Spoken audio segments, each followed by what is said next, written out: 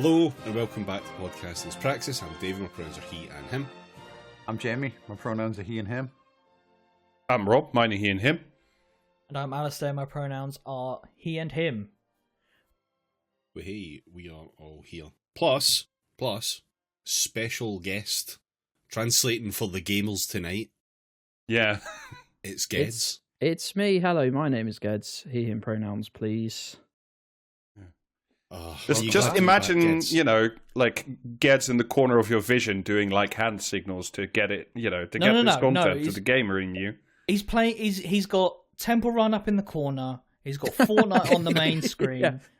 Just explaining what the entire podcast is about while we're recording. Gedds is the only one here, the only one who is currently also playing EVE Online. Isn't he, Jamie?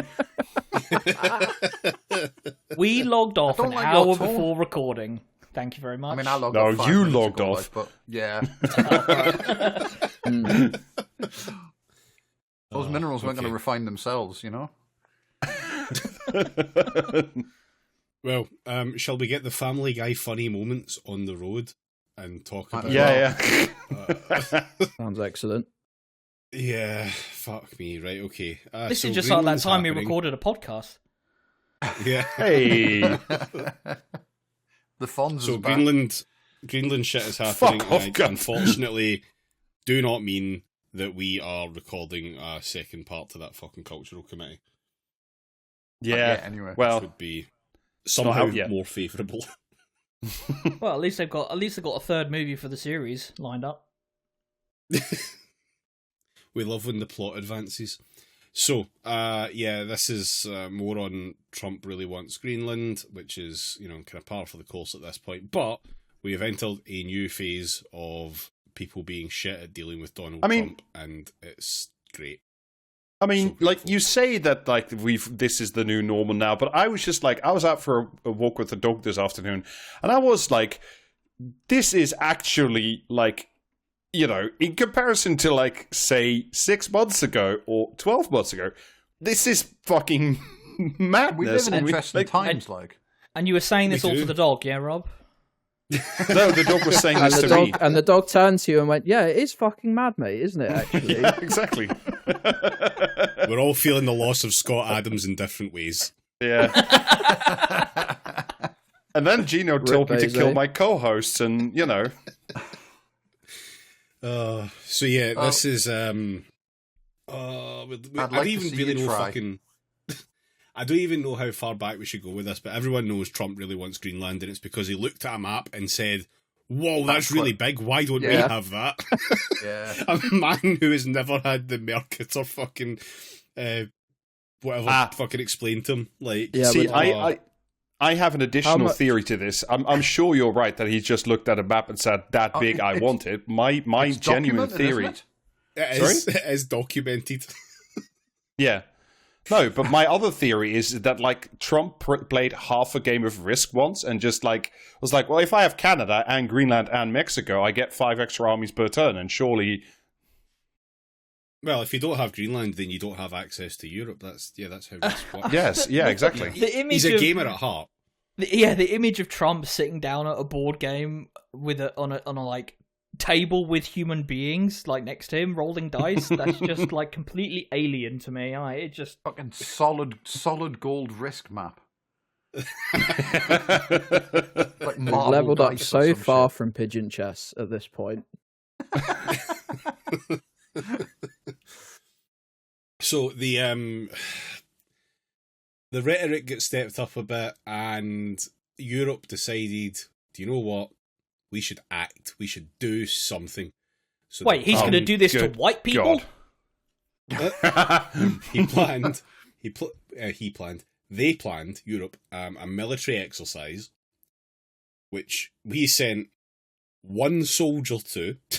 Okay, but who was the soldier? If it was Jason Statham, we might. Yeah, was it Jason Statham? Maybe we might be fine. Everything might be fine. I hope so. I mean, we know it wasn't Soldier F. So there's at least 25 others it could have been. Yeah. Send one of the other fucking people accused of war crimes. Yeah. So Jared Butler. He's already there. So we've got Denmark, of course, Norway, Sweden, Finland, France, Germany, the Netherlands, and the UK, all now hit with 10% tariffs. Because That good? we sent a guy on a cold holiday, and now everything's more expensive or something. Yeah. I don't really get for how the this Yanks, works. like it's more expensive for the Yanks, right? More expensive for them, but then also more expensive for us because our economy is actually dog shit and made up. Everything's already more expensive and shit over here. You know what I mean? Like, yeah, but you know, have you heard of this little theory called "could be worse"? I don't believe in that. Got my optimism goggles on. Yeah. So I mean, this is all absolutely off the back of the appeasement policies that we've been doing. Everything was fine when Venezuela was fucking invaded and they kidnapped the president. That was fine, and all we could do was kind of like assess the situation. I haven't heard the outcomes of any of these assessments, presumably because the situation was over when the assessments begun, so there was no longer anything to assess. Yeah, and the peaceful transition is still transitioning peacefully, so how could we know? Yeah. Things are so... It's fine, it's not on file. Things are now so unstable. Emmanuel Macron has turned up to Davos with a pair of fucking aviators, like reflective aviators for some reason. Yeah, but you can't see him crying. Yeah. So there's the UK, which has just been dog shit. I'll get into a little bit more on that in a bit. I also want to highlight other forms of appeasement which have gone on, such as that. Oh, I can't remember her fucking name. The Venezuelan Peace Prize. Machado. I was going to say Maria Machado, comedy subplot. That's not right, is it? But no, that was, honestly, she is a comedy fucking genius. Like, quite frankly, do you know what I mean? Turn up, and frame your Peace Prize, and give it to the big fucking twat, and then he just goes like, "Nah, fuck it, she still can't be president." Yeah, still a loser. Bye. She can't be president largely because they didn't take over the country; they just kidnapped the leader. And like assumed that meant that they now ran the country, and it's like, okay. Yeah, and this has also caused Trump to want to declare war on Norway. Yeah, I still believe that they planned that whole Venezuela operation with ChatGPT, and it just told them that like the vice president would fall in line if they kidnapped the president. Is this a bit like the guy who blew up his Cybertruck outside the wrong hotel or whatever at the start of last year because ChatGPT? Oh God, that would get the job done. Oh. Yeah. Oh God! Oh my God! Jesus Christ! Fuck me! If Rob's third eye is opening, everyone hold on. Yeah.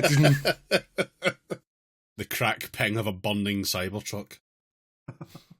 The words ChatGPT planned terrorist attack flashing across his eyes. So, that was obviously like one of the most pathetic displays that humanity's ever fucking achieved. So congratulations to... It was so fucking funny though.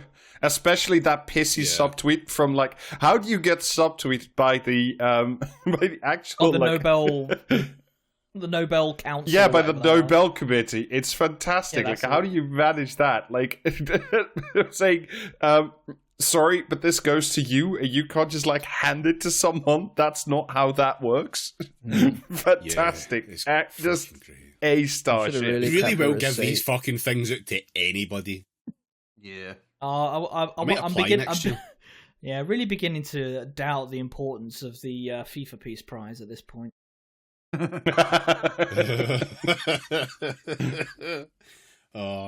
thing about FIFA though is like it's fine if they look like dickheads. They are absolutely used to that by now. Like the best thing the guys at this point. The best thing the guys at FIFA have ever done was all of those guys getting arrested outside that hotel in Switzerland that time. That was amazing. Yeah, the first time I've ever been interested in football.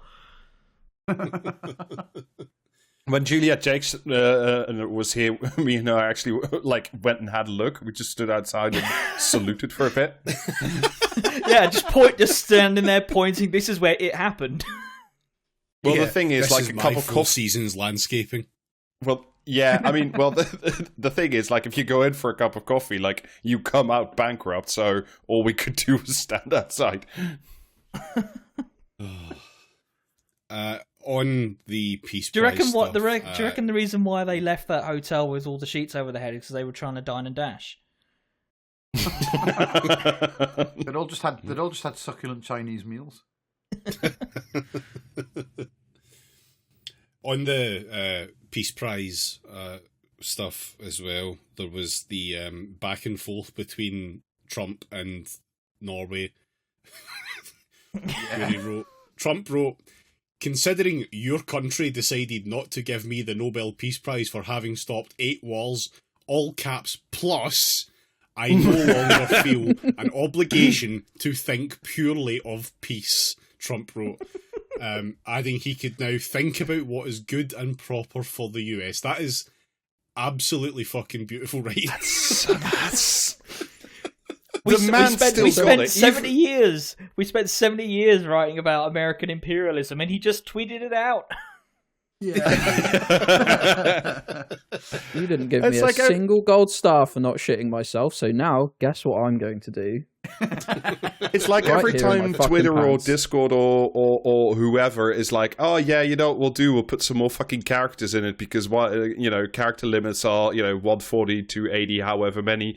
And like every time it just gets worse, except for fucking Trump, who just keeps just like posting through it. It's wild. Yeah. Peace completed it, mate. Nothing left to be done. Yeah. Now Working on there is Peace only 2. war. Yeah, he's got to restore the balance is the thing. He can't have more peace if he doesn't have more war first. You can't have your peace if you don't eat your war. They don't tell you this, but in the grim darkness of the far future, there is only war, okay? Thank you for your attention to this matter.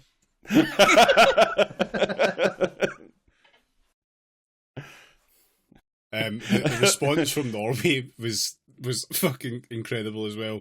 The PM stressed that the Nobel Peace Prize was not awarded by the Norwegian government. Quote, "I have clearly explained, including to President Trump, what is well known. The prize is awarded by an independent Nobel committee." Didn't he say he explained it multiple times? Yeah. It's just the that fucking bit in The Simpsons where Homer's hooked up to the lie detector. It's amazing. But this guy's like, the head of the entire US Army. Incredible. Other fucking dipshits we mentioned, Macron and his aviators. Trump has just started posting the text that they send him. Yeah, he's done that previously. I was trying to remember when, but he has done that shit immediately. Like, I think before it was always people like in the US government, and it was always the sycophants and shit. I think there was one instance of that fucking Mark Rutte before, the NATO guy, giving him a big fucking sloppy set of kisses over the texts. But this time he's gone straight to, yeah, here's a fucking president doing it. Okay. "My friend, we are totally in line on Syria. We can do great things on Iran. I do not understand what you are doing on Greenland. Let us try to build great things. I can set up a G7 meeting after Davos in Paris on Thursday afternoon. I can invite the Ukrainians, the Danish, the Syrians, and the Russians in the margins. 2, let us have a dinner together in Paris together on Thursday before you go back to the US. Emmanuel." Did Macron kiss. Did Fuck off, Macron Manu. literally tell him I'm free Thursday? yeah. Mr. Donald, so I'm free Thursday night when I'm free on Thursday night for dinner, if you want, on Thursday night. Dear Donald Trump, you up? Dear Mr. Trump, do you need any documents printing? I will be around your house shortly. Oh, fucking hell. Yeah, and then there was that Rutter one as well. "Mr. President, dear Donald, what you accomplished in Syria today is incredible. I will use my media engagements in Davos to highlight your work there, in Gaza, and in Ukraine. I am committed to finding a way forward on Greenland. Can't wait to see you. Yours, Mark. God, you fucking little worm. That is the Secretary General of fucking NATO. How have none of these people worked out yet that the reason that like Trump speaks with like a vestige of respect for like the Chinese and the Russians is because they just tell him to fuck off to his face. Like that's the only language this man understands. Like the only thing Trump respects is someone who is like strong and a winner in like in that sort of like very very blunt way, which our esteemed leaders here in Europe are just like no we don't want any of that. We need to try and supplicate ourselves even more. Yeah, I like up until the point there is a ground invasion of Greenland. There's like so. I think even at that point, if you want to know how to deal with Trump, you've just got to look at Mamdani, who just went to his office and went, "Yeah, I fucking hate him, really." And if you want to see how not to deal with Trump, you just look at Starmer, who pretty much literally got on his knees for him, and Trump couldn't think any less of him, really. I want to invite you all to think of that image of Starmer facing the wall while Trump was stood at the podium. I want you to think of the one where Starmer was literally on his knees picking up papers that Trump had dropped. Yeah, I mean the great thing about that time with Mamdani was like the day after when Trump was just dressed like a fucking like New York beatnik. Do you know what I mean? Like, Soon he started handing out snaps. To influence the guy if you just call him a prick. It's so simple.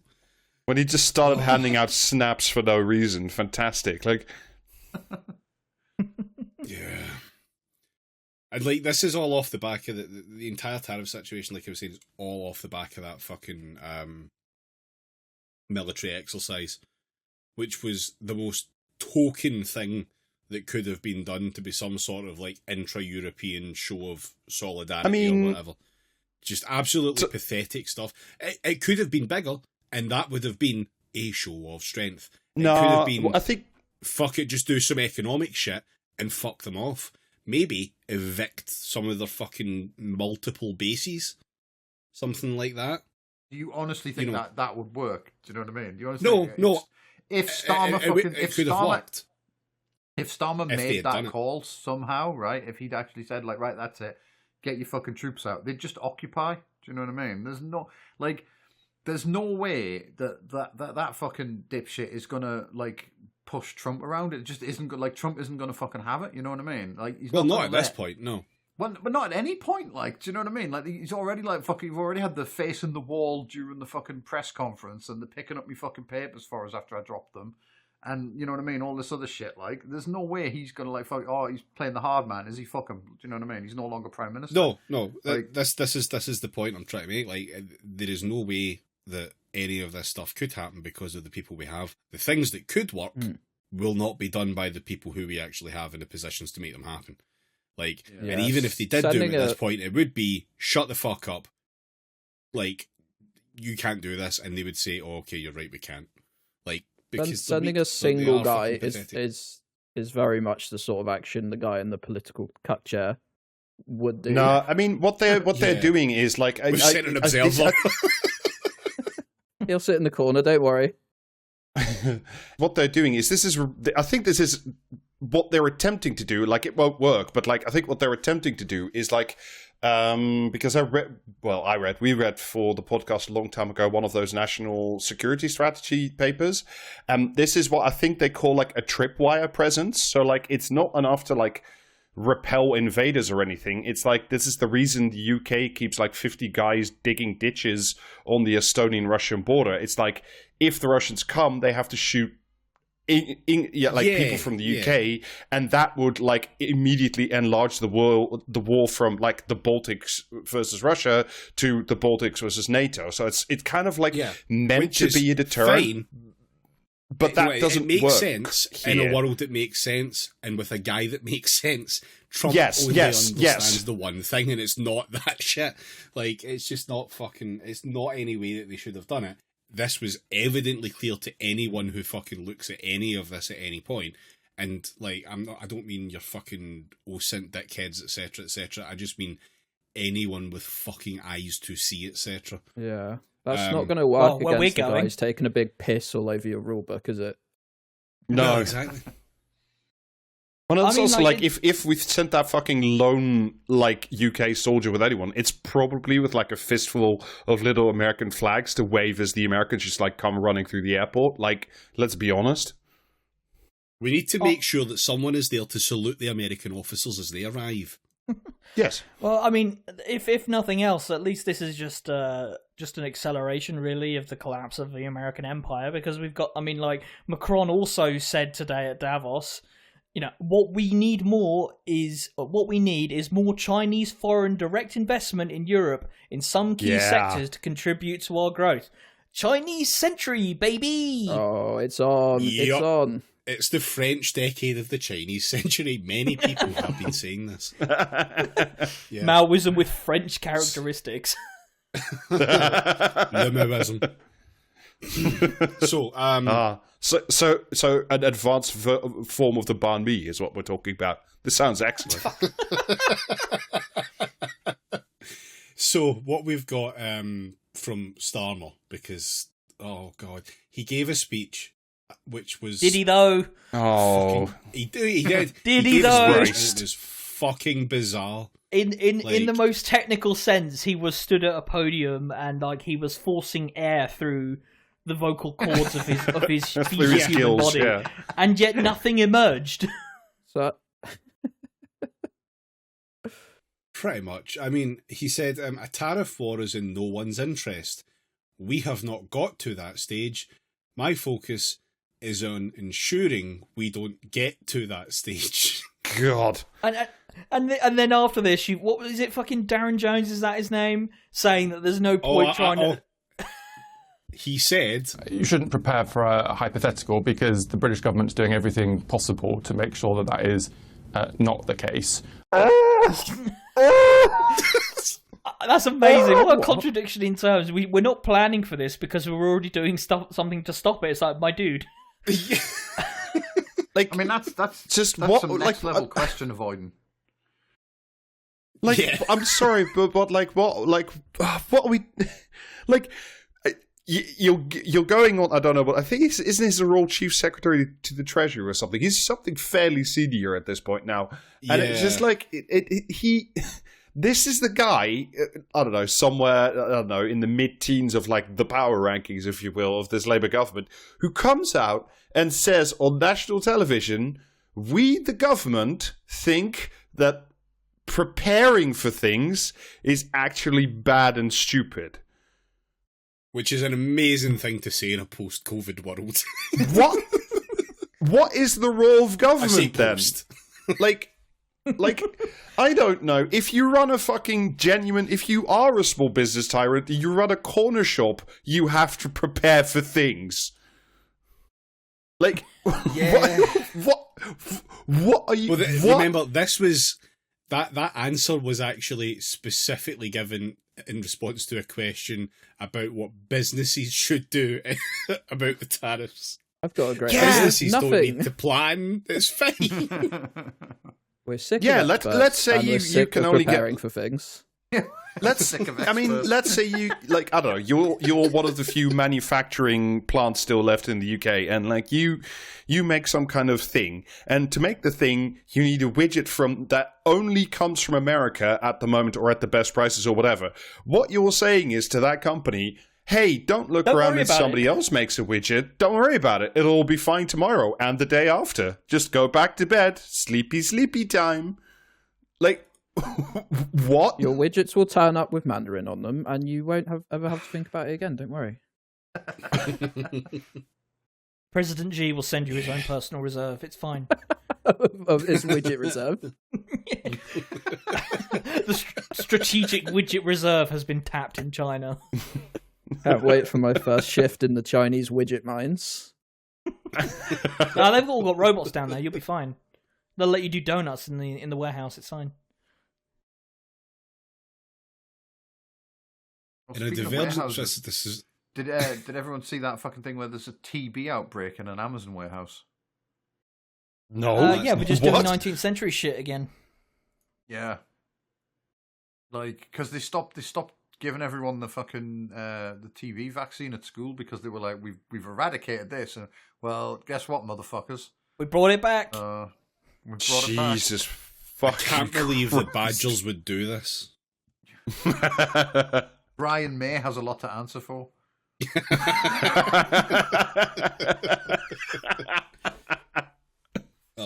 From the FT, in a divergence from the EU, which is considering major trade reprisals, Starmer said, ooh, woo, Mr. President Trump, kissy, kissy. Yeah, the FT goes on, he insisted he would be delivering a tough message behind the scenes. Partnership doesn't mean abandoning principles, Starmer said, which is convenient for him because obviously he has none to abandon. Yeah, the biggest liar in Parliament speaks. Yeah. And then followed up with the amazingly carefully phrased, any decision about the future status of Greenland belongs to the people of Greenland and the Kingdom of Denmark alone. Yeah, i.e. not NATO. That's what you have to read in there. But like, for me, the most amazing thing... What you need to read in there, Rob, is Scotland is not allowed to have referendums. Like that's what that is actually saying. He's got to say this shit. Yeah. Oh my god, secret Scot poll. And we found it in Greenland. Yeah. Buried in the Scot frozen poll waste everywhere for those belongs. with the eyes to see.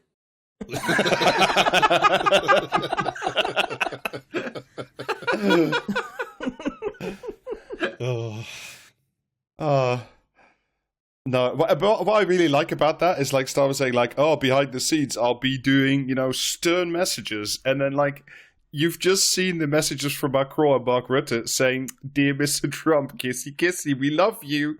And it's just like, okay, so imagine how much more like cringe like Starmer is versus Macron.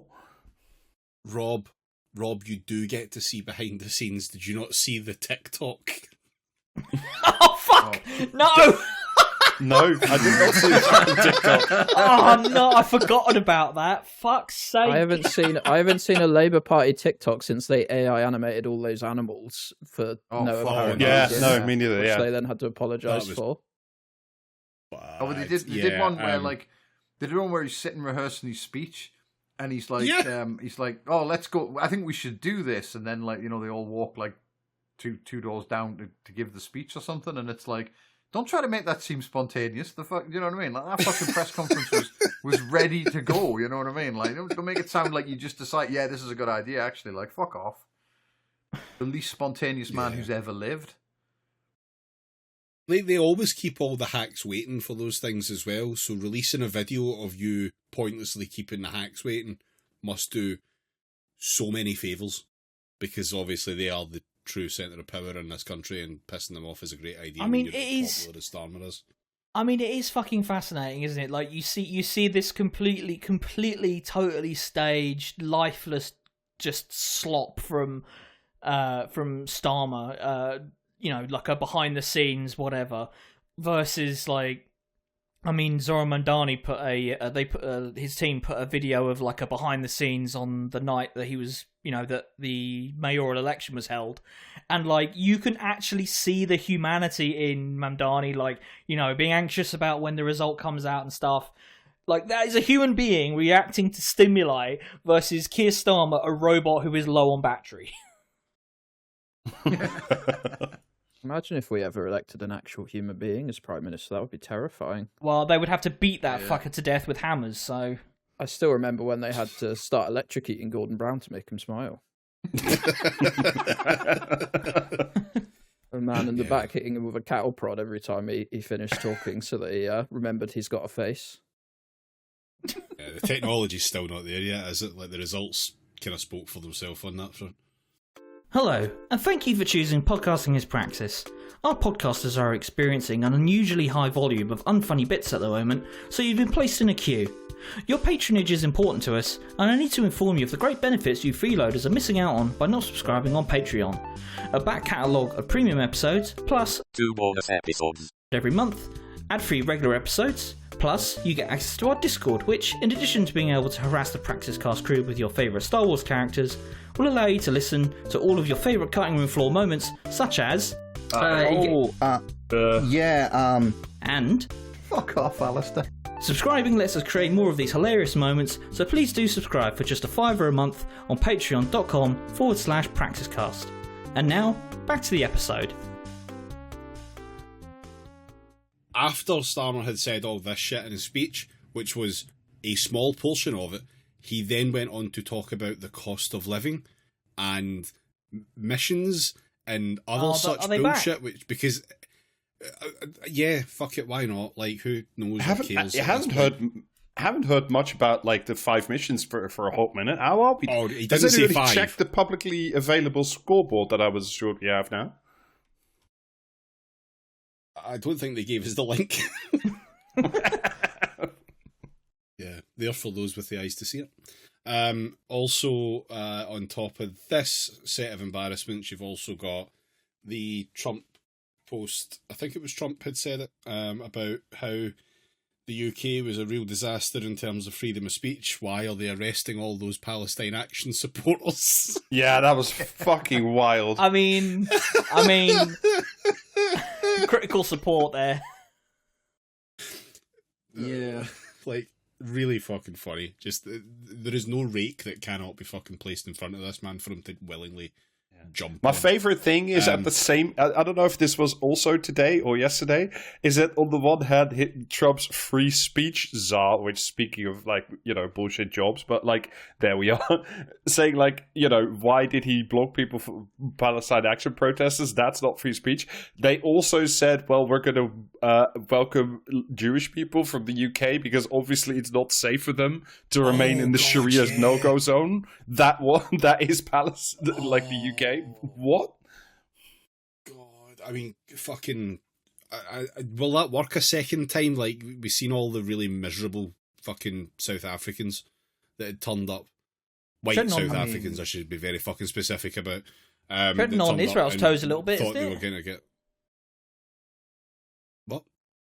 Treading on Israel's toes a little bit, isn't it? Like, they love having people migrate from countries due to, unfounded fear. I don't imagine that they'd be too happy about it, but also I don't think they would really care that much because how hard could it be to recruit them from the US after the fucking state of the welcome they're going to get? So, very quickly before we move on, just like some on the why of this and why this kind of does make sense in a weird way that they're wanting Greenland. Like, did we all see the map that Trump had, or the picture with the map in it that Trump had posted? Yeah, the Paradox style map. Yeah. See, he's a real gamer. He plays a Paradox game. The first game of President. Yeah, so... Yep. So there's a Gedds, picture over from to you. Some meeting... There's a picture posted from some meeting in the White House where Trump's hosting Starmer and a bunch of other fucking European leaders, and they're all... There's a map on a fucking placard board, whatever, and it's been edited to have America filled in with the American flag, with Venezuela filled in with the American flag, with Greenland filled in with the American flag, and with Canada filled in with the American flag. I mean, I was looking at that. It's some parts of the Caribbean, like is Cuba coloured it? I couldn't quite tell. But, interesting. I didn't see it in that higher resolution, so I couldn't really see detail to that point, but like a lot of the bigger ones were pretty obvious. Yeah, the other great thing was just the look on Starmer's face. Yeah. Top tier posting once again, but this is the kind of move. I love that little fucking that little gesture Macron's doing there. Like he's really having to think hard about this. Do you know what I mean? Like that's like a this is fucked, bro kind of face. Yeah, even better because again the map's not real. Like it's all been edited later on, so just pro fucking choice. But the the idea behind this is a move away from the usual kind of outward look on how defence is handled to basically be about hemispherical defence. So all of North and South America, Greenland as well, should be under American control is the prevailing idea at the moment, which is a slight departure from how things actively worked. Previously, this worked through covert means with like soft fruit power companies being set up in South America. Yeah, soft power. But obviously they don't understand that soft power is gay and therefore untenable. So we just need to have America somehow doing direct control of an entire pair of continents. Essentially, this is Trump saying, like, delivering on the promise of what soft power really ultimately meant. You know, when soft power is in the hands of somewhere like the United States, the threat is there. It's just, you know, it's oblique. It's not in your face. It's implied. But he's just decided to do away with any of the obfuscation and say, we're just going to do this the like in your face way, because that's just what we've been saying for decades now through economic sanctions and, you know, embargoes and all this stuff, which, you know, is real violence that is inflicted on real people who have little to no say on the conditions that they find themselves in. That's not enough. We need to be putting boots on the ground and, you know, saber rattling about Greenland and all this shit now. He knows presidents who use subtext and thinks they're all fucking cowards. Yeah.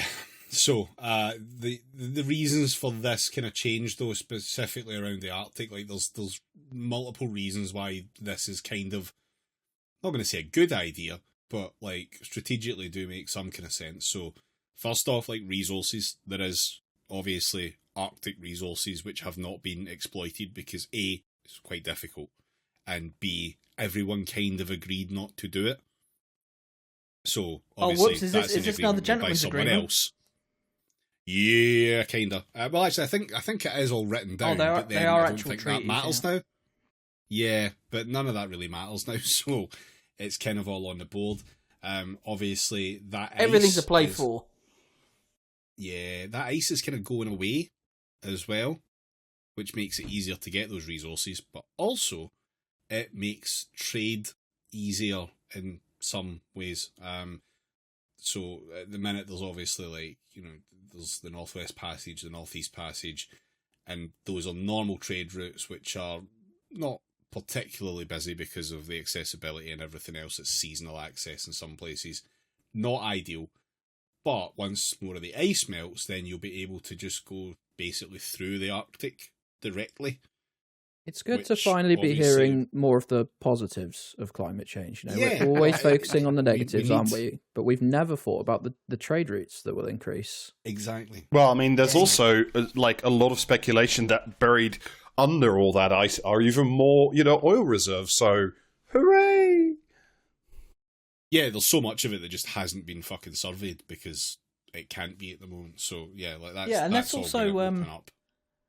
Let's also remember that climate change is also making for excellent wine cultivation in, grape cultivation, I should say, in on the south coast of the UK. So, you know, it's not all downside. Yeah. It's getting more northern all the time. Soon you'll have Scottish wine. At the minute, you've got that already. Scottish wine. No, that's made in England. Monasteries in England. We just claim it because we like it. So the other thing with this is defence, obviously. There's already a very near border between the US and Russia in the form of Alaska. But Canada occupies like a lot of the northern border at the minute for the US, and having direct control of Canada would somehow make things easier for them. I don't know if they've ever been to like the very north of Canada. I don't think it will work out the way they reckon, but who knows? Fascists love to fight in winter, so and it always goes well. Yeah, and obviously the idea behind this as well is that obviously China and Russia are also at it with regards to the Arctic. How China is achieving this with Russia in the way, I still have not had explained to me by any experts. So, So I think what, like, maybe, like, where this is coming from, like, the Trump mind palace, although this is always, like, difficult to trace back, is when he talks about, like, Russia and China, I think what he might be talking about is, like, the Arctic Council and, like, the... You know how on the Antarctic, like, it's agreed by UN treaty that it's the property of no one, it's the common heritage of mankind, and, there's sort of these spheres of influence, like Denmark has some, the US has some, and whatever. The same goes for, like, the Arctic itself, and, like, because before it stopped working because they decided to kick the Russians out over the invasion of Ukraine, like, before that, the Russians, along with Canada and Denmark and, like, the polar countries, essentially, the northern polar countries, had like a, you know, they all sort of got together and discussed Arctic issues together, and China was an observer nation. So, like, I think maybe that's, like, where it came from in his brain. Like, it's always hard to work that out, but I think that's where it might have come from. Legitimately, who can say? No one. Only him. And even then, I wouldn't trust what he said. I mean, all this fucking horse shit over, you know, potential fossil fuels and, you know, Venezuelan oil. Whereas China is just continuing to improve its production processes for manufacturing solar panels and associated equipment. And it's like, what are we even fucking doing here, lads? And it has a massive wealth of, like, all of the heavy metals that the US actually requires. So what's the end game here? Yeah. It's interesting, I guess, but not in a good way. Who knows? Who knows how it will all shake out? We'll find out soon. Right, so before we get on to tonight's main topic, there's one thing I wanted to briefly, like, touch on, because, like, this has been, you know, your serious geopolitics and decline of the American empire bit. And before we get on to the main tale, which is a sort of more serious bit of the decline of the British state, in the middle, I want to bring you Luke Charters MP, who's had some thoughts about the cost of living crisis. David, can you drop that beat? I want to talk to you about meal deals. Food inflation has skyrocketed since the Tory reforms botched Brexit. But where do we see it every single day? Meal deals. This is the year the government's cracking down on the cost of living, but my message to supermarkets is, can you slash the price of sardines? And so I can confirm to the House, I've written to some retailers and I've said, shouldn't we have a bit of an arms race at who can be the first supermarket to get the meal deal back down to £3.50? Can I make a confession to the House? As a tight Yorkshireman, I'm always grabbing the three most expensive products, the crisps, the drinks and the sarnie, even if I don't really like the items, just to get the biggest discount. Wouldn't it be great to see the return of the £3.50 meal deal? Fuck up. So yeah, my life. Hell is closed and the devils are all here. Yeah. I mean, honestly, fucking hell. So, first off, a meal deal should be £3, not £3.50, you prick. That's point number one, so jot that down. But secondly, imagine trying to go, like, all relatable and, like, no, meal deals, am I right? When you live in a fucking, like, you work in a building where, like, you know what I mean, they'll just roast you a swan for 17 pence if you ask them. Yeah, well, your food is literally subsidised. They keep posting these menus for the House of Commons. And also, you make more money in a year than I see in 10. So, like, yeah, fuck you. How's about that, pal? Is this the same guy who worked at the Bank of England, by any chance? I don't know who this guy is. I genuinely haven't looked into this. I just saw this and I thought, like, the difference in, like, attitude and seriousness of, like, what is going on in the world, and also, like, the fucking, you know, despair that so many people feel at the cost of living. And this fucking chump fucking dives in and says, you know what we should do is bring down the cost of meal deals. And how does he propose to do that? Well, he's written a letter to the supermarkets. Well, that will solve them, won't it? It's an arms race, fucking mate. clown. Are good. This is the Bank of England guy, by the way, and also the Financial Conduct Authority. Oh my! If he hadn't given me any context, I thought Aardman Animation had gone off the rails and made Wallace from Wallace and Gromit talk about fucking meal deals on a TikTok. Oh, this is what the FCA could have looked like under John McDonnell's leadership. This guy's 30 years old. Fuck, man. That's why he thinks it's £3.50 is an acceptable number. He's too fucking young to understand the importance of the £3 price point. What a prick. Oh, fuck me. I will say he doesn't look 30 years old, right? He looks older than he is, but he's not as bad as some of the like when you see Stephen Miller and people go, yeah, he's 29 years old or whatever the fuck he is, and it's like, fuck off, he's 80 if he's a day. Do you know what I mean? Yeah. Yeah. His time will come. Yeah. Anyway, I just wanted to briefly bring, Luke Charters MP to your attention on account of him being such a serious boy and, this being the year of the cost of living crisis. Fucking, I love phase 2 of this government. It's so good. Yeah. Dream big. Thank you for what they say in introducing me to government. the sandwich arms race that I was unaware of was happening. I'm looking forward to seeing it heat up in a big way in 2026. Yeah. That's good. Big Tesco will finally get Big Dreadnought. Imagine if Trump seized on this as one of the reasons to invade Greenland. Do you know what I mean? Like, what, the sandwich arms race? Their meal deals are just too expensive. I mean, to be fair, they probably have to be flown in. Yeah. You know what? I would buy a sandwich called the Dreadnought. Fuck yeah, I'd Sounds have to. phenomenal. Yeah. Yeah. Anyway, shall we move on to our main topic of this evening? Nah. I wanted to... Fuck off. So I thought we should have a conversation about the prison service and gas.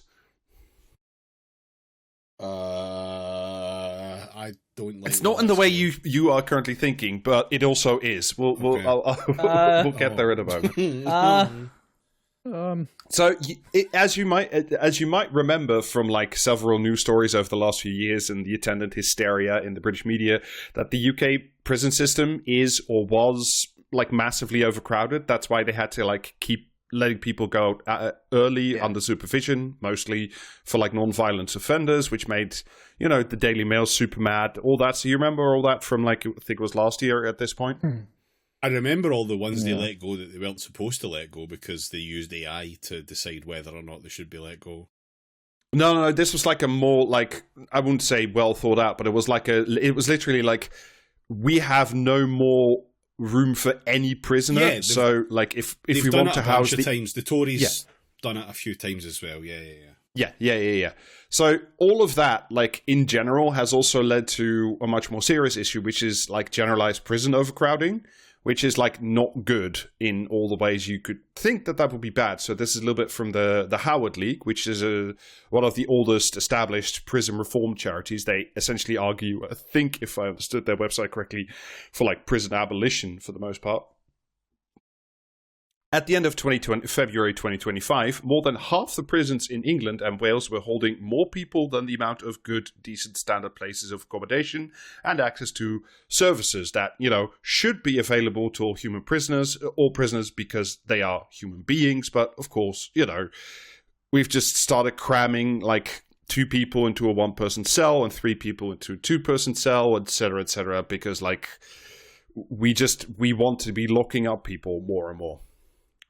How many ETs can you fit in a cell, and why are we not advocating for their rights? Well, me and my friends would have beat him up with hammers, that's for sure. Yeah. That's my policy. So like why...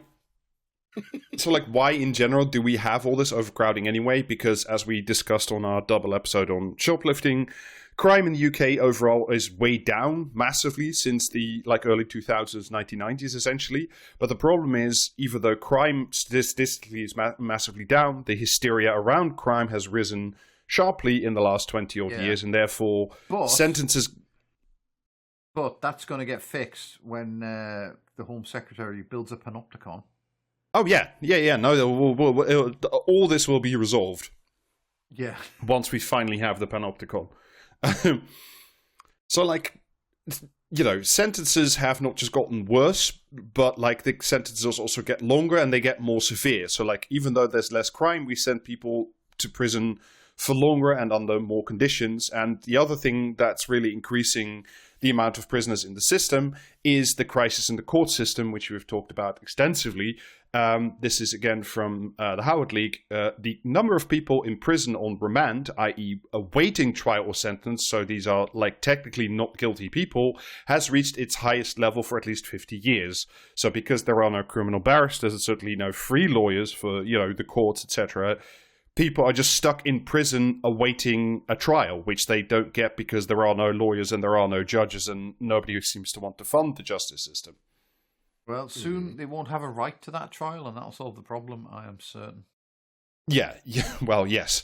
So, and the last thing we keep doing is like what we, again, this is in response to fucking hysteria from the papers, is people who have been out on temporary release are being hauled back to prisons more and more, faster and faster, because, the Daily Mail gets a bug up about somebody being out on daily release or temporary release, and then, the government responds by like breaking that whole system into a million tiny pieces, essentially.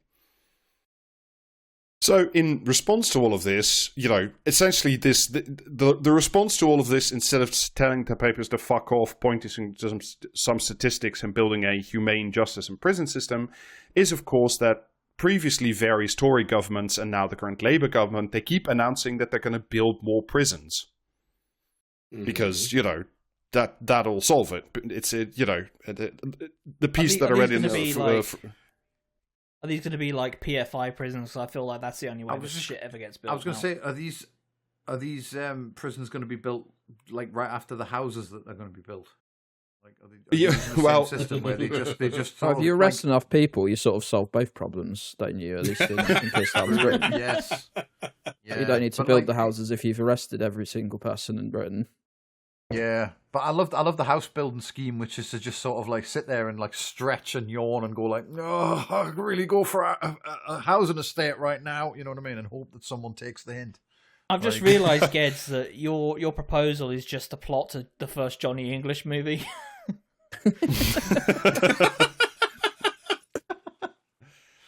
And you know what? No, I mean, I'm all for very it. much the Johnny English of politics, to be fair. But no, Jamie. Like to your point, like these prisons do get built because there's a right wing media shit show behind it. That's why they can also fire a police chief in all of under a week when the pressure builds enough. So they do build a lot of prisons, but they are mainly operated by Serco, Capita, all your faves, G4S. Yeah. HMP Iceland, I remember. Yeah, well, also that, yeah. This is from a National Audit Office, we salute, December 2024 report called Increasing the Capacity of the Prison Estate to Meet Rising Demand. Quote, to meet this increasing demand, the MOJ and the prison service have therefore prioritized fast expansion of the estate over cost, i.e., we don't care how much it costs and how over budget we are. If it's a prison, it's good. If it's social housing, it's bad. Yeah. Yeah, but the most important part is that we don't run any of it. We just build it or pay for it. Yeah. Yes. I mean, also, look, building more prisons is a bit like saying if we just put one more lane on this motorway, that'll solve the traffic issue. It never fucking works. Like in the history of building more prisons has never worked. If your goal was to reduce crime. Have you considered it working this time, though? Maybe. Yeah. Well, I mean, I think you failed to think of one crucial outcome. I mean, Rob, they That's tried true. your theory of not building more with hospitals, and they keep closing them, and the people just keep complaining about it. So obviously, like they're going to have to build more prisons instead. So yeah. So this same report, the semi-NEO report, that all this like rapid prison construction is quote unquote necessary because of quote previous underinvestment in the long-term resilience of the prison estate. This is another part of the long tail of the George Osborne, David Cameron austerity years. Because we didn't invest in prisons or updating our prisons for a decade, now the chickens are coming home to roost and everything's expensive and unfixable, essentially. So all of this is essentially a little bit of like battery farming. So all of this is essentially like a sort of big picture lead-in to give you some context to what I want to talk about, which is Dartmoor Prison, which is full of gas and is owned by the Crown Estate. And we keep paying these people insane amounts of money for literally no good reason. Good gas or bad gas? Bad gas, radon gas, cancer gas. That'll do it. Yeah. So just before we get started on it, there's just some basic for you about Dartmoor Prison. It is, as you might imagine, located on top of the highest point of Dartmoor. It's in the middle of the national park, and it's a Category C men's prison. Category C is a specific category within the prison system. It essentially means that this is from the Prison Reform Trust. This is where prison staff think you will not escape, but you cannot be trusted in a fully open prison. So, like, you are locked in your cell every night, but there is supposed to be, like, you know, hours where you can go outside, learn skills, all that stuff. It is by far the largest category of prison in the UK. Like, you're not much of a threat to inmates or officers or the public, but you do have to be, like, locked up. But basically, it's like non-violent offenders, white-collar criminals. That's the type of people who get sent to Category C. It's most criminals, essentially. Okay. And if you look at it from the sky, it looks like a big circle with a high granite wall on the outside. And in fact, a lot of the original buildings at the prison were all made with granite. That's because this thing has been mostly in use with a few lags since 1805, when we built it to house French prisoners of war during the Napoleonic era. Which, you know, cool. It's also not a stranger at all to, like, bad conditions, because it is so old. Like, it's not really fit for, you know, what we tolerated putting the prisoners' conditions in, you know, the Napoleonic era and now is different. But, you know, it is a prison which has terrible conditions. I'll talk about a bit more in some detail later. But, like, anyway. But it in modern times, or at least until 2024, it used to house about 600 prisoners, give or take, on a daily basis, somewhere between 550 and 600. Anyway, this old, I say again, 200-year-old prison made of a lot of granite is shut down under as part of a Tory-era modernization program in 2015. Part of which was genuinely, I found some material on this, George Osborne was complaining that too many old prisons were now sitting on prime real estate because, you know, they're now in the middle of urban areas, so they should be demolished, sold off to developers, and luxury flats put in. That is incredible. Yeah. So, back in 2015, the MOJ announces that Dartmoor is to close down by 2025. If you're asking why does it take 10 years for a prison to close, well, the first thing is you need, if the amount of inmates remains constant, you need to build a new prison to, and transfer the prisoners. And it's also because this prison is not actually owned by the state. It sits on land by, and I think the buildings are actually owned by the Duchy of Cornwall, which is the hereditary fiefdom of the Crown Prince. So currently Prince William, then Prince Charles. It's great when, like, the archaic setup of, like, land ownership of this country just comes to bite some of the worst dickheads in the world on the arse. Like, even if it's, like, obviously to the detriment of a bunch of prisoners who don't deserve any of this shit. Yeah, it's also, like, it's really fucked up because, like, if I get my Crown Estate history stuff right, it's been a while since we talked about that, but, like, this is not the Crown Estate. The Duchy of Cornwall is still a privately held interest, like vested interest in like that's owned by the Crown Prince or Princess maybe in the future. Much like the Duchy of Lancaster, I think, is like the personal private property of the monarch. So, like, this is not Crown Estate. This is not like where the money rolls back into the public purse somehow and that gets redistributed. This is literally income that goes to Prince William right now. Yeah, it's like I say, it's really cool when the archaic land ownership system that we have that enables the royal family to extract rents from like literally from the state. It's totally inoffensive system that we have. So the other reason, like, apart from you have to build a new prison first, that we need 10 years to close it is because the state, at least back then, had a 25-year lease with a 5-year rolling break clause, which essentially means from the moment you say to the Duchy of Cornwall, we'd like to surrender our lease and actually the end of the contract, it's a minimum of 5 years, if not more. If you can build a prison in 5 years, obviously, which you probably can't. Anyway, so already by 2015, and certainly later on, it would have been a good idea to close Dartmoor Prison regardless of any, radon gas. I'll talk about that more in a moment. Because there's this is a 2023 report from the Independent Monitoring Board specifically on the prison at Dartmoor. These are some of the main drawn conclusions, essentially. Because they've started, like I started talking about, they started for a number of cells, I think about 50 of them, they started doubling up prisoners because of this overcrowding mess. And this is from the report. This doubling up has, under the guise of what the MOJ called a sustainable overcrowding cell management system. Which just sit with that for a moment. But essentially this overcrowding system meant that, quote, Dartmoor is neither sustainable, humane, fair, or safe for human habitation, and has arguably made HMP Dartmoor not fit for purpose. That's also because a sustainable overcrowding solution. Well, according to the Ministry of Justice, it is. According to the people who actually go to the prison and see how horrible the conditions are, it's not. But, You really whatever. think the MOJ would just go out there and lie?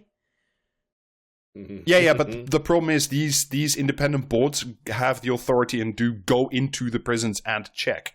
They don't just take the MOJ press release. Well, that hardly seems fair. So this doubling up of prisoners did not come with any matching increase in funding for support services like education, training, prisoner healthcare, and in terms of overcrowding, just to give you like a glimpse of what this means in practice, is because like you are now putting 2 people in a cell designed for 1 person. If you want to go to the toilet, for example, you pretty much have to do this in full view of your cellmate because the cell was not ever designed for 2 people. So, it's like theft increases, violence increases because people are now, because also there's not enough staff because they also up the staffing levels. So that meant like for safety reasons, quote unquote, people had to spend more hours in their cell every day. And that just led to like more violence because if you're stuck with each other for 23 hours a day, you don't like each other, yeah. Well, I mean, could you be locked in any room with one other person for 23 hours and not want to, like, tear yours and their skin off by the end of it? It's like, that's... Yeah. Like, just incredible that we just seek to emulate the US in every single way, but because we're so ideologically committed to doing things in the most cheap and arse-backwards way possible, we end up fucking with a radon gas issue as well on top of it, by the sounds of it. Yeah, so because of because the now mandated overcrowding, the lack of extra staff, what also happened was that, quote the report, a greater proportion of the population having little purposeful activity during the day, i.e. there were no courses, no libraries, no, fucking manual labor, nothing to keep anybody's hands and minds occupied, so everything just became substantially worse over time. Sardines that are bored does not sound like a good combination. I'll just give you one more bit from the same report, just so you get like a good idea what it was like for people who were inmates in HMP Dartmoor. Quote, over the past year, water ingress during wet weather, i.e. when it rains on Dartmoor, which is frequently, has continued to cause damp and mold in some residential wings, affecting the quality of some prison experience in their cells. During rain, corridors between the wings are littered with containers to keep the floor dry. There are some areas where repairs to long-standing defects have not been carried out. Despite this, the number of cells out of use on sampled dates has dropped from 8 to less than 5. So while the conditions were substantially decreasing and the cells were getting damp and moldy, the prison also said, well, we can use more of these cells because we have to because of the overcrowding issue. So it's only damp and mouldy when it rains, and it's Dartmoor, so it only rains every single day. So I don't see a problem. Yeah, except in the middle of summer when it's fucking baking hot, and then, you know. So there's one other reason why you might actually need to close down Dartmoor, which was already known about apparently in 2007, but we decided to let it ride anyway, and that is radon gas. Now, radon gas, if you don't know, is like in small quantities, it's fairly benign. It doesn't do much, but it does, when present in sufficient quantities, contribute significantly to you developing lung cancer. And like in normal conditions, so like in not prison conditions, like if you're a Facebook person, like a Mumsnet person, a lot of people already freak out when it turns out they have like a granite kitchen like countertop, and they think that will give you cancer. That does not give you cancer. But what if instead of one kitchen countertop, you... A lot of the problem with granite is like obviously it does have a propensity to emit radon gas, but like if you have anything approaching like some level of ventilation, it's generally not a problem. It's like when you have like a basement that is carved into like granite bedrock. Yeah, like there is a radon issue. Or if you're in, say, a poorly ventilated prison cell that has loads of mold and damp because there's no ventilation and there's water pissing in all the time. Yeah, I can imagine that you do have a problem with radon, but your granite kitchen countertop probably fine if you open a window sometimes. Yeah. So this is part of a good piece by Charlotte Cox written in 2004 for the BBC. It's a longer investigative piece. 2024. 2024. Just for the little bit of the science, essentially. Quote, radon is measured in becquerels, apparently, per cubic meter of air, BQ over M3. The average level in UK homes is 20 becquerels, according to the UK Health Security Agency. These, you know, there are a lot of cities that sit on, like, granite, like Dartmoor and Cornwall and stuff. That's not necessarily bad, because, like, the limit for domestic settings is about 200 becquerels per cubic meter, according to a delightful place called the Radon Association. In Dartmoor Prison, on the other hand, in 2020, the average annual radon level peaked at 2,988 becquerels per cubic meter in one area of the prison. So that is, quite a lot. Slightly over 15 times the recommended domestic limit. Yeah, I went to school during the financial crisis. Is that number higher than 200? Sorry, it sounds higher than 200. It does sound it to me. Yeah. Quote again from the BBC, it is understood that these readings taken in 2020 were taken in non-accommodation areas, and specifically from reading the thing, it's supposed to be the kitchen that was like the most like fucking radon infected. I knew it was the countertops. Yeah. Meanwhile, in 2023, within A-wing cellular accommodation, i.e. where the prisoners live, the highest recording level, adjusted to the annual average, was 3,120 becquerels per cubic meter. So, almost 16 times the, domestic safety limit. Yeah, and radon famously quite bad for Mattel's cellular. Yes, and also... odorless, like you can't detect it, like it will give you cancer over time, but it's not like carbon monoxide poisoning or something where you will actually get sick. You will just like develop lung cancer essentially. However, if you can't see it, it can't hurt you. That's how things work. So since these numbers were like so I know. Oh, no, I don't know why radon gas mixed with 5G. This is how you get Megamind. I don't know why I have a countertop made out of iPhones, but like whatever. It's previous owner put it in, I guess. Thank you, President Xi. Finally, the Chinese widget mines have bore fruit.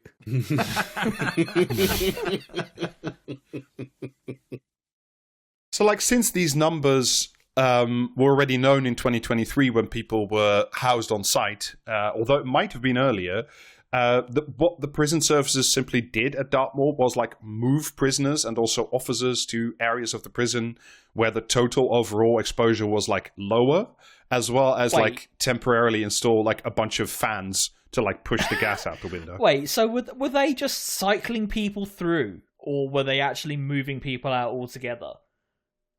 So what they did in the period 2023 to 2024, I think what they were doing is they closed down 2 wings and then just doubled up more people or something, or just said to the MOJ, we can't take more prisoners right now. Because in 2024, the prison service had acknowledged to the BBC that it had moved out 175 prisoners due to radon exposure dangers. And this was after 400 were moved out in 2023. So over time, the MOJ and the prison service did clear out Dartmoor, essentially. So by 2024, there were no more prisoners, which is, not bad, I suppose. However, it does make it sound like they were all killed by the radon, though.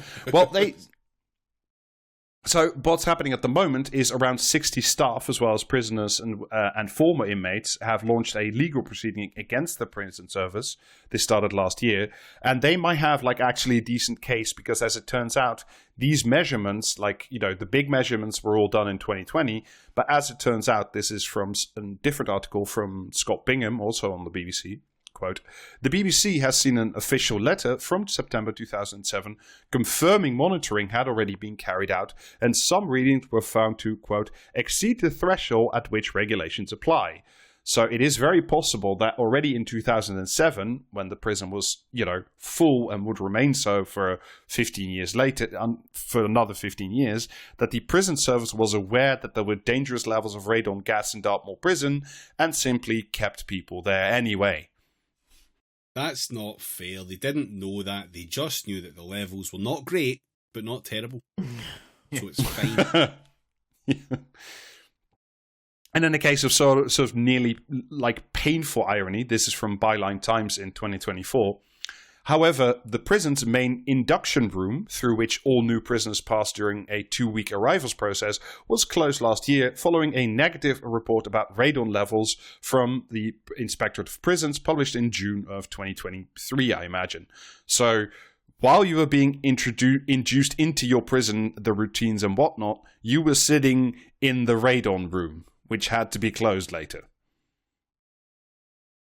Very cool. Well, I mean, it is meant to get you used to the experience, I guess. It's just sort of like those chickenpox parties, but for cancer, I guess. Just get you really exposed to deadly radon gas. Then the rest of it won't. Yeah, you just get to watch that Simpson movie about a world without zinc, but instead of it's a world without radon. Not a world I want to live in, man.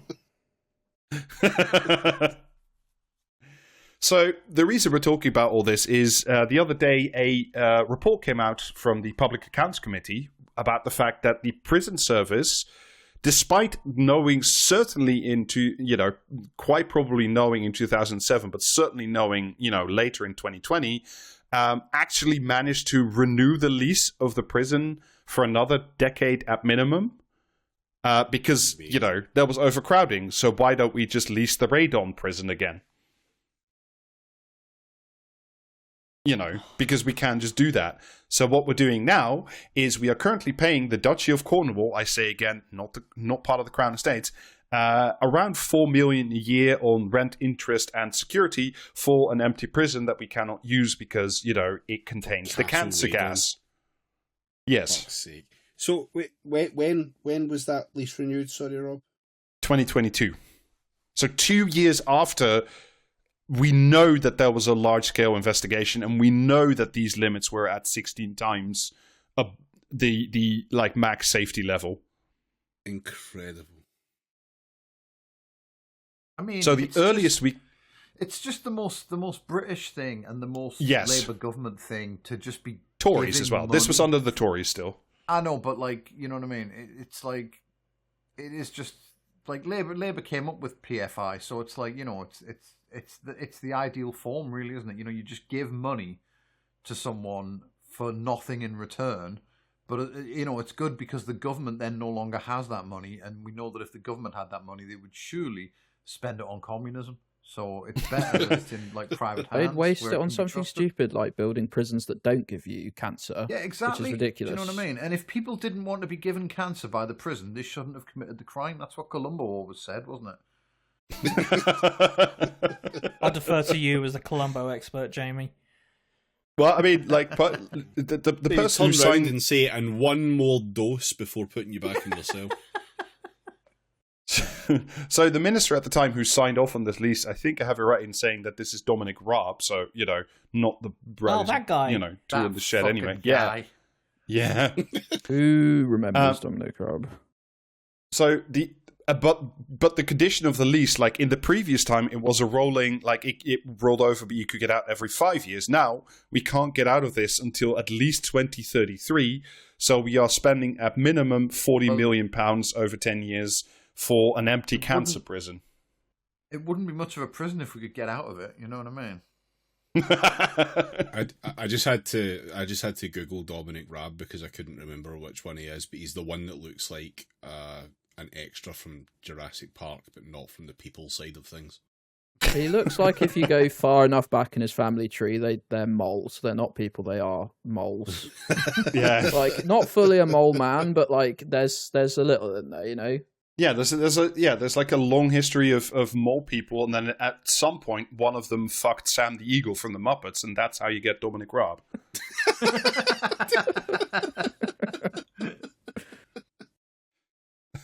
So, like I say, we're going to be paying because we're stuck in this lease and contract to contract, despite the gas, because we're in it now. But that's not all. We apparently, as part of this new contract, we're going to have to spend almost £70 million extra on basically structural improvements to Dartmoor Prison. But none of them are remedial work to get rid of the radon or install ventilation that would make it safe for use or anything. It's just structural stuff to keep the granite walls up, basically. Yeah, we can't have the granite going away. That's important. What will give everyone cancer if we take the granite away, you idiot? Shit's load bearing. Granite house. So, given the fact that fuck my life. So, given the fact that you can't, there's just a big fuck off paper trail, so nobody can deny that, the prison service was eminently aware that the prison was already mostly unusable due to the radon poisoning and still signed the lease anyway, quote the report from the Public Accounts Committee. It was a very poor commercial decision not to negotiate a financial safeguard in the event that it needed to close the prison partially or fully due to radon levels. So not only did we sign a new lease, we didn't even put in a clause that said, if we can't get rid of the radon, we can break this lease. We're just stuck with it now. That's just simple, sensible, cost-cutting measures that an efficient government should be delivering. Who could have anticipated radon gas in that part of the country? I'm sure it's never come up before. Yeah. I mean, the prison services excuse to the Public Accounts Committee is incredible. This is again from the report. The prison service acknowledged that it would have been helpful to have more information about the density of radon at the Dartmoor site prior to lease negotiations. Well, I would say yes. However, the prison service, and this is wonderful language from the report, bizarrely maintained that signing the lease without undertaking a recent survey was sensible given the prison capacity crisis at the time. I.e., look, we just needed to show the Daily Mail that we were opening more prisons, so we didn't have time to do the gas thing, and there was a crisis. What do you want us to do? Check whether or not the poison gas is in the room? Fuck you. We're just not a country that's actually accountable to the public, are we? Everything has to be run through. I mean, and we all know this. Everything has to be run through the front pages of the fucking Daily Mail before anything can be done. Maybe there was radon gas there, and maybe there wasn't. But you shouldn't plan for hypotheticals. Yeah, we're in a post-planning society, mate. It's over. That's right. Yeah, we've had enough of planning. Yeah. So the Ministry of Justice at the moment can't even all the prison service can't even begin a program of site remediation and seeing if there's, Alice, as you were saying, like increasing ventilation, if you could get this, like the radon to a safe point where you could house prisoners again on this site. Not that you should, because it is a 200-year-old prison that had substantial like issues also with flooding, let's say, before all this happened, but still, like, if you wanted to, right? But they can't even begin site remediation, and that's because the health and safety executive is currently reviewing like the safety levels and the general regulations on radon gas in general. So before those guys are finished, you can't like start remediating the site because you don't know what the new numbers are going to be. Oh, they might actually be fine. Yeah, it might just be fine. Yeah, they might get lucky, and the new number might be 2,000. So they might have gone. Well, it used to be 200, but it's 2,000 now. So don't worry about it. Yeah. So the current plan, as far as I understand it, as regards at least Dartmoor Prison, is to simply reopen it when they've gotten rid of enough of the cancer gas. Even though I say again that like that other prison report already said it was overcrowded, it was cramped, prisoners had nothing to do, there was not enough staff, there was like the chief healthcare person for the prison was like a vacancy for months and months because like you have to recruit a doctor who wants to work in a prison in the middle of Dartmoor where there is fuck all to do apart from being on Dartmoor, I suppose. So like not an easy position to fill the best in the best positions. But hey, we're stuck with it for another 10 years. Why don't we just like cram some more people into it? And just to grab that lathe of heaven firmly for a moment and say, hey, that could be a great, migrant processing center, because if they're only in there for 6 months, it's not long enough to exposure to gas to get cancer. So, apart from this being just a general like story of fuck up of the British state, which I always find interesting, is like the amount of breakdown of the current British state that has its origin in the austerity years under David Cameron and George Osborne is insane. Like every time we do one of these pieces that is a bit more like in depth and like you start kicking over rocks, and it turns out that 50% of the time, no, sorry, that's not right again.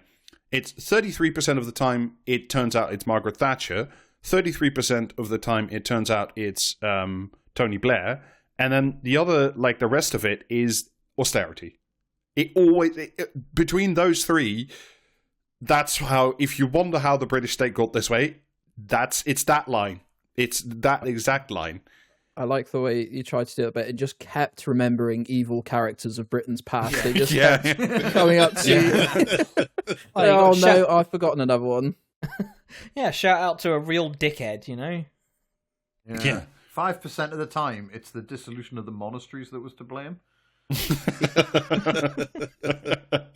And 100% of the time, that fucking fish. Like, we know this. This is... Yeah.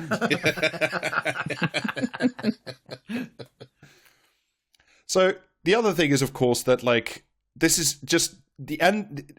This like a bunch of inmates and officers and staff at this prison getting lung cancer is essentially the end result of government responding to a newspaper-made hysteria about crime, with longer prison sentences and harsher punishments, and no sort of actual listening to any expert, like any genuine expert, who will tell you that building more prisons is pointless. Like it's Yeah, we can't build any more prisons because that would just not just another lane. But at the same time, we just have to continue doing the bathing a bunch of prisoners in Dartmoor in irradiating gas, because that's just what we do in this country and have done for 200 years now, it would seem. Yeah, and it's like, what if any of those prisoners got bitten by a spider that had inhaled some of the gas? They might develop superpowers, and then we'd be world leaders. Well, we could send them immediately to Greenland, couldn't we? Maybe make a spider mind.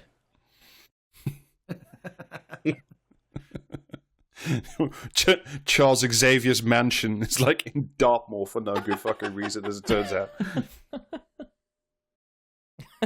And the other thing Cerebro is just Charles Xavier just huffing a bunch of radon gas. Yeah, like a granite cave. I gotta get my gas. Find all the mutants. Well, and like, I think one of the main questions here that, I don't look. This is one of those things where I'm like, people haven't died, but people will die from lung cancer as a result of being exposed to radon at this prison for a long period of time. And there should be an inquiry, but there probably won't be one. And the reason that probably won't be one is because this stuff, this report from the Public Accounts Committee was not strictly focused only on Dartmoor Prison. It was only like item 1 of 3 in a report of about 30 pages. So like, which also included some stuff about legal aid that we may want to, return to later because it's something we talked about previously on the podcast. But like, what I couldn't find in this report, and like I think, if this was a functioning state that where people, where justice was meted out fairly to everybody, is the question who's responsible here? Who has a duty of care to like the inmates, wards of the state? Like if you are a prisoner, then the state becomes responsible for you because you are being deprived of your liberty.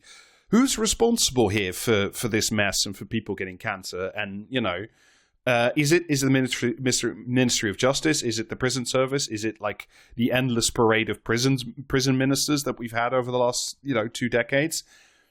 Who makes these decisions? And quite frankly, why haven't they all been fired? Or and why haven't some of them been hauled in front of an inquiry to answer very serious questions about giving people life-threatening or worse fucking illnesses? I doubt we'll get anything.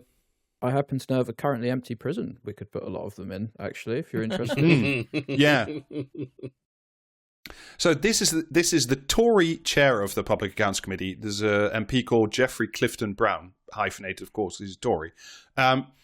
Dartmoor appears to the committee a perfect example of a department reaching for a solution, any solution, in a blind panic and under pressure.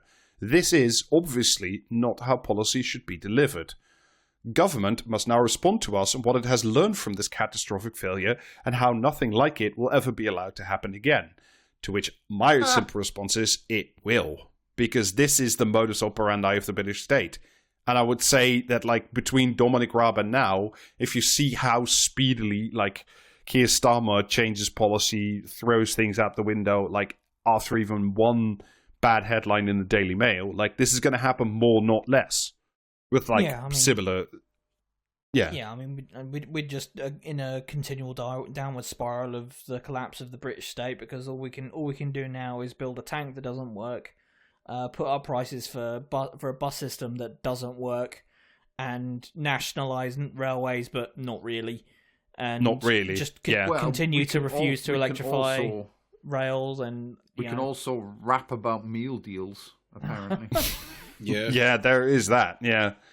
I think I'll leave we could beg Tesco to fix it. Dear Tesco, will you fix it for me? Is this within the scope of the sandwich arm race, or maybe not? So I think the last word on this should go to the people who were most affected by all this, and that's of course the inmates of Dartmoor Prison. This is an article by Richard Palmer in the Guardian. Quote. Another man who asked to remain anonymous described cell windows which had been smashed out to let more air in because of the radon. Heating that only... and also the damp and the wet and, Dartmoor weather. Heating that only worked intermittently, mist rolling into the damp cells and mold everywhere that had to be regularly scrubbed off. This is the inmate talking now. My cell, I think, was 14 times over the legal limit for radon. I went in there as a well man and came out ill, he said. I'm a scaffolder, but I can't work now. I'm signed off sick. Not satisfied to treat the justice system as purely as a method to brutalize people who have had the baleful gaze of the justice system fall upon them. They also have to disable them for life now, so that's great. Well, luckily we treat people pretty well in this country once we've disabled them, so that'll be fine. Yeah, that's true. Yeah, I was also briefly reminded of by Stephen King's The Mist anymore. I fucking hate it here. Yeah. I was also briefly reminded as like a sort of side note, but, not that this man's only value is his profession. But you remember when we did that episode looking at like house building and how there's not nearly enough house builders to build the 1.5 million homes that Labour won't deliver? Well, this was a scaffolder who could have helped contribute to building some social housing, and instead we housed him in the 200-year-old prison that gave him cancer. So, well done all round. There is no alternative way of having done this, so... Yeah, anyway, that's the story of Dartmoor Prison. I'd like to tell you that some people are going to be held accountable and lose their jobs or, go to prison themselves in a Category C prison for white-collar criminals, but somehow I doubt it. Womp womp. Well, Gedds, this is what happens when you come on for a normal episode. Are you glad it happened? I don't know what's made me more depressed, listening to this or watching that bastard show with Jimmy Carr on it, so... How about a special premium episode where we talk about the last Mission Impossible film? Oh, that sounds delightful. Suit you? Excellent. Well, if the listener would like to enjoy that, patreon.com/praxiscast. Twitch streams are a thing that will be at some point available. Yeah.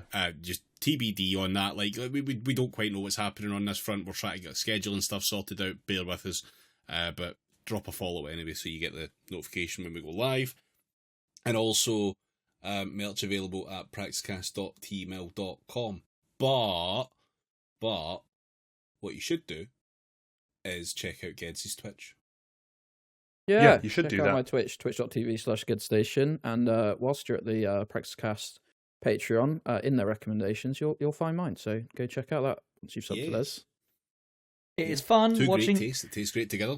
It's fun watching Gedds try to deal with the winter in Finland. Oh, the only thing more depressing than listening about Britain. Anyway, thanks for listening, folks. We'll catch you later. Cheerio. Bye. Bye-bye. Bye.